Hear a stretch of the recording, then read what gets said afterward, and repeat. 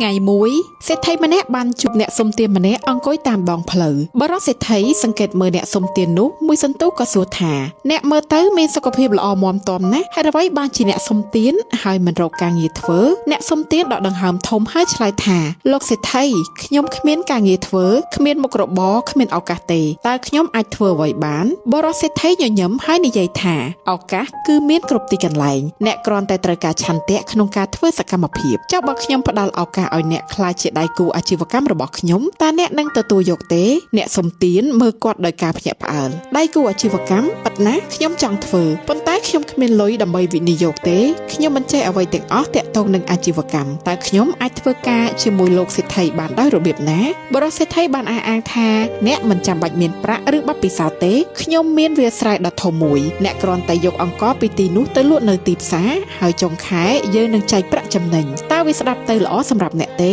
ឬដូច្នេះអ្នកសុំទានមានចិត្តត្រេកអរជាខ្លាំងអ្នកសុំទានលុតចង្គង់សំពះទៅនឹងជើងបរិសសេដ្ឋីហើយបាននិយាយថាលោកប្រៀបដូចជាអ្នកនាំសារមកពីព្រះអញ្ចឹងសូមលោកប្រាប់ខ្ញុំមកថាតើចំណែករបស់ខ្ញុំនឹងបានប៉ុន្មាន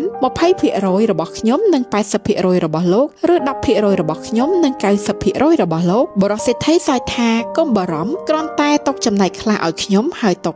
90% ដែលនៅសល់ចោះខ្ញុំមិនចង់បានប្រាក់របស់អ្នកទេខ្ញុំគ្រាន់តែចង់ជួយអ្នកប៉ុណ្ណោះអ្នកសុំទានបានធ្វើការយ៉ាងលំបាកពេញមួយខែគាត់បានចំណាយពេលទាំងយប់ទាំងថ្ងៃលក់អង្ករដើម្បីបានប្រាក់ចំណេញច្រើនប៉ុន្តែពេលដល់ពេលចែកប្រាក់ចំណេញគាត់ចាប់ផ្ដើមមានអារម្មណ៍ថាសូម្បីតែ 10% ក៏ច្រើនពេកដែរអ្នកសុំទានបានគិតថាខ្ញុំបានធ្វើការលំបាកទាំងអស់ខ្ញុំចំណាយពេលវេលាទាំងអស់តើបរិសសេដ្ឋីម្នាក់នេះបានធ្វើអ្វីខ្លះពេលបរិសសេដ្ឋីមកយកចំណែករបស់គាត់អ្នកសុំទានហាក់ស្ទាក់ស្ទើរហើយនិយាយថាលោកសេដ្ឋីខ្ញុំរកបានមិនច្រើនដោយការរំពឹងទុកទេខ្ញុំមានការខាតបង់ខ្លះក្នុងខែនេះខ្ញុំមិនទាន់មានលុយចាយគ្រប់គ្រាន់ទេចាំដោះស្រាយនៅខែក្រោយបានទេបរិសសេដ្ឋីងក់ក្បាលហើយនិយាយថាមិនអីទេប្រសិនបើអ្នកមានការខាតបង់នៅខែនេះអ្នកគ្រាន់តែឲ្យខ្ញុំ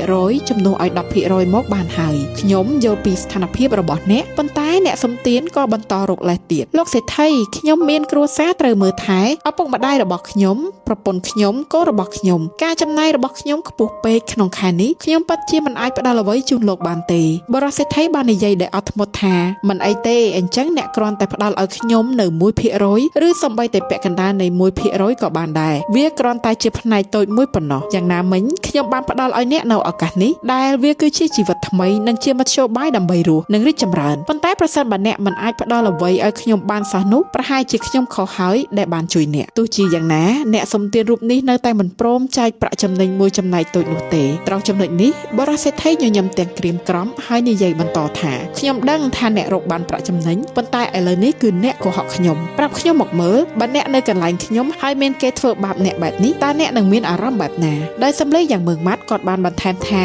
មិនអីទេដោយសារតែអ្នកមានបញ្ហាច្រើនខ្ញុំនឹងមិនយកអ្វីពីអ្នកទេខ្ញុំនឹងរកដៃគូថ្មីជំនួសវិញឬដូច្នេះអ្នកសុំទានក៏ដឹងពីកំហុសរបស់ខ្លួនភ្លាមអ្នកសុំទានលុតជង្គង់នៅជើងបរិសសេដ្ឋីហើយនិយាយថាលោកសេដ្ឋីអ្វីៗទាំងអស់ជារបស់លោកខ្ញុំគ្មានអ្វីទេសូមលោកយកប្រាក់ចំណេញទាំងអស់ហើយឲ្យខ្ញុំនៅចំណែកណាដែលលោកគិតថាសមរម្យមកចុះយ៉ាងណាក៏ដោយវាជាកម្មសិទ្ធិទាំងអស់របស់លោកនេះមិនមែនគ្រាន់តែជារឿងរបស់អ្នកសុំទាននិងបរិសសេដ្ឋីនោះទេតែវាជារឿងសម្រាប់អ្នកស្ដាប់ទាំងអស់គ្នាវាជារឿងរបស់អ្នកមានគុណចំពោះអ្នកជាអ្នកដែលបានផ្ដល់នៅអ្វីគ្រប់យ៉ាងដល់យើងទាំងជីវិតសុខភាពនិងឱកាសប៉ុន្តែជារឿយៗយើងតែងតែភ្លេចអរគុណពួកគាត់មិនសុំ 10% នៃជីវិតរបស់យើងទេពួកគាត់មិនត្រូវការពេលវេលាពីយើងទេគ្រាន់តែយើងចងចាំពួកគាត់ហើយអរគុណចំពោះសេចក្តីសប្បុរសរបស់គាត់អ្នកអាចកំពុងបើកអាជីវកម្មធ្វើការសិក្សាលេងកម្សាន្តឬច្រៀងលេងអ្វីក៏ដោយអ្នកធ្វើកុំភ្លេចរក្សាអ្នកមានគុណរបស់អ្នកផ្ដល់ឲ្យពួកគាត់នៅចំណែកនៃពេលវេលារបស់អ្នកកុំផ្ដាច់ទំនាក់ទំនងពីគាត់ព្រោះបើអ្នកដកដៃគូរបស់អ្នកនឹងគ្មានសេះសល់អ្វីទាំងអស់ដូចនៅក្នុងរឿងអ្នកសុំទាននេះដែរ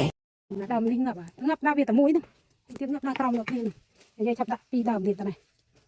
កើតណែបែបនេះមួយទៀតហើយអានេះស៊ុយដល់ហើយយកកើតបងប្អូនណាធំគូមកបានគីឡូនេះ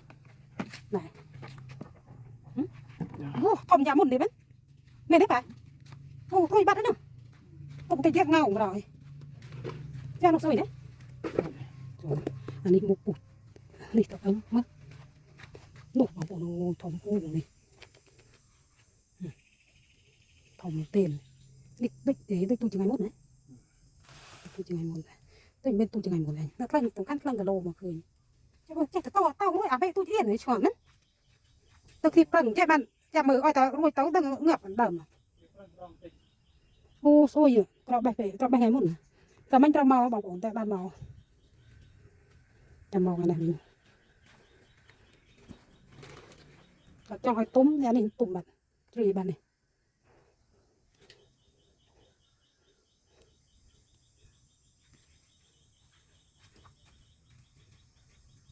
tao bè nuôi tiền hay